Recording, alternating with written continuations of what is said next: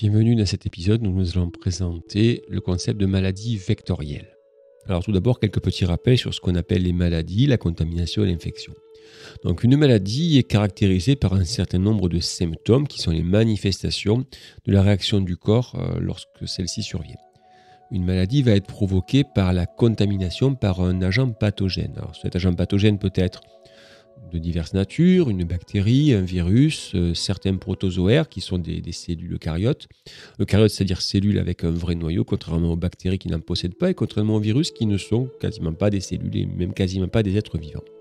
Alors il est à noter que tous les micro-organismes ne sont pas pathogènes, un certain nombre sont même très utiles.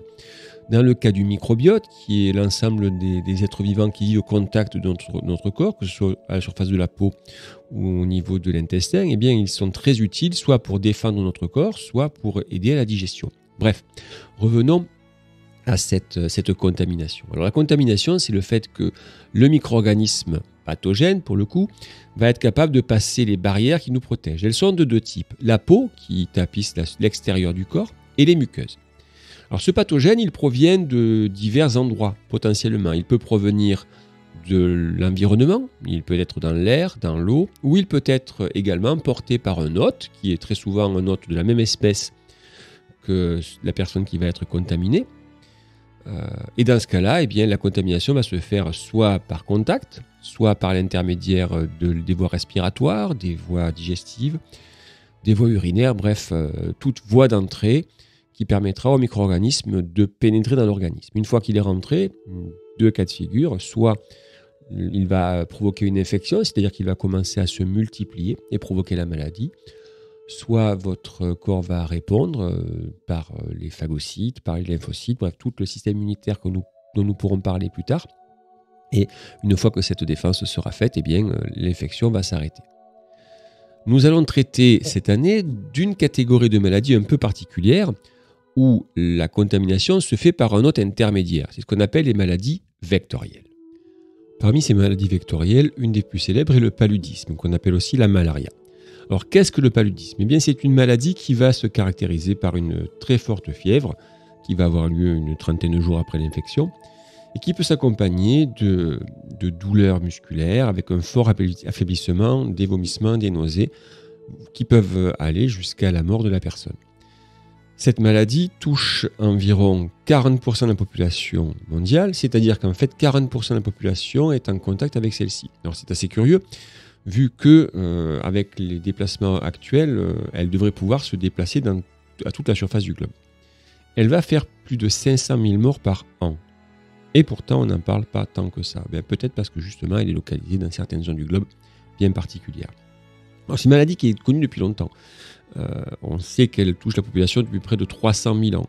Mais on ne connaît son mode de contamination que depuis 1897. Autrement dit, vous voyez que c'est une maladie qu'on a mis beaucoup de temps à comprendre. Alors, elle est localisée dans la zone tropicale, d'où le fait qu'elle ne touche que 40% de la population mondiale. Et pourquoi est-elle localisée dans cette zone ? Eh bien, tout simplement parce que c'est une maladie dont le pathogène va être transmis par un type de vecteur qu'on appelle l'anophèle, qui est un moustique. Et comme tous les moustiques, c'est une espèce qui a besoin d'eau et d'une température suffisamment importante pour pouvoir se développer. Alors du coup, quel est le rôle de cet anophèle dans la transmission du paludisme ? Mais il faut savoir que le paludisme est en fait transmis par un vecteur qu'on appelle le Plasmodium falciparum. Alors c'est celui qu'on étudie, mais il existe d'autres plasmodiums en fonction de la zone géographique où on se trouve, qui est un protozoaire qui va rentrer dans l'organisme, donc suite à la piqûre par un moustique, et qui va avoir les conséquences suivantes. Il va d'abord s'implanter dans le foie, s'implanter au niveau des globules rouges, les faire éclater, ce qui va provoquer tous les symptômes qu'on va trouver au niveau du paludisme. Donc, en quoi cet anophèle est responsable de la transmission du paludisme ? Mais il faut savoir que l'anophèle, donc pour se reproduire, a besoin d'un repas de sang. La femelle, pour pouvoir amener ses œufs à maturité, a besoin de se nourrir de sang. Et donc, elle va passer d'un individu à un autre pour récupérer ce sang. Et dans le même temps, eh bien, elle va récupérer le plasmodium qu'elle va transmettre d'un individu à un autre. Alors, il faut savoir que la personne qui porte le plasmodium, d'ailleurs, n'est pas forcément malade. On a affaire à un réservoir de personnes qui parfois sont saines, dans le sens où elles ne sont pas malades, et puis d'autres qui sont malades également. Alors, lorsque donc, le moustique va piquer une personne qui porte le Plasmodium falciparum, eh bien, ce parasite va se retrouver dans ses glandes salivaires, ce qui fait qu'à la deuxième piqûre sur une autre personne, elle va le transmettre. On se retrouve donc avec deux réservoirs distincts. Les personnes humaines porteuses du paludisme sous forme de Plasmodium, donc malades ou pas, et les moustiques qui, eux, vont être le vecteur qui va transporter ce Plasmodium falciparum et qui va donc provoquer la maladie. Alors, comment lutter contre le paludisme? Vous avez bien compris qu'il y a plusieurs manières de faire. La première, c'est assez classique, c'est-à-dire soigner les personnes. Alors, traditionnellement, on utilisait la quinine, c'est vraiment le médicament qu'on retrouve dans l'histoire pour lutter contre la malaria et donc contre le paludisme, puisque c'est la même chose. Et puis, d'autres médicaments ont été découverts, notamment l'ACT, qui, depuis les années 2000, montre une très grande efficacité. L'autre possibilité, c'est d'éradiquer ce vecteur qui va transmettre la maladie. Donc, plusieurs choses ont été envisagées. On a d'abord utilisé des insecticides à grande échelle avec le DDT. Donc ça provoque un problème de pollution au niveau de l'environnement. L'usage aussi de la lutte biologique. Alors au Sri Lanka, par exemple, on a utilisé les guppies, qui sont des petits poissons et qui se nourrissent de larves de ces moustiques. L'autre possibilité, c'est d'éviter le fait d'être piqué par les femelles. Alors pour cela, l'usage de moustiquaires, souvent imprégné également d'insecticides, a été utilisé. Et la combinaison de tous ces mécanismes a permis au Sri Lanka, notamment, d'éliminer le paludisme de son territoire. Donc vous voyez plusieurs moyens d'action nécessaires qui peuvent aboutir, si on met les moyens suffisants, à l'éradication de la maladie. Alors, nous avons donc, pour résumer, une maladie qui est un petit peu différente de celle que vous aviez étudiée au cours des années précédentes, à savoir qu'elle ne se transmet pas directement d'un hôte à un autre hôte, mais qu'elle passe par un intermédiaire, un vecteur, donc là en l'occurrence le moustique. Et le fait de lutter contre ce vecteur peut être un moyen de lutter contre la transmission de la maladie. Donc ces maladies vectorielles, elles posent un problème parce que le fait d'avoir soigné les individus qui en sont porteurs ne résout pas la problématique d'une épidémie, puisqu'il faut également traiter le vecteur qui continue lui à transmettre la maladie. Donc, voilà ce qu'on peut dire sur un exemple de maladie vectorielle, le paludisme. Il en existe d'autres. Vous avez peut-être entendu parler de la dengue notamment. Enfin bref, très souvent d'ailleurs, ce sont des maladies qui sont propagées par les moustiques. Et ce sont très souvent des maladies qu'on va retrouver dans la zone tropicale. Alors, cette zone tropicale, elle pose problème aussi, puisque nous sommes actuellement dans une phase de réchauffement climatique.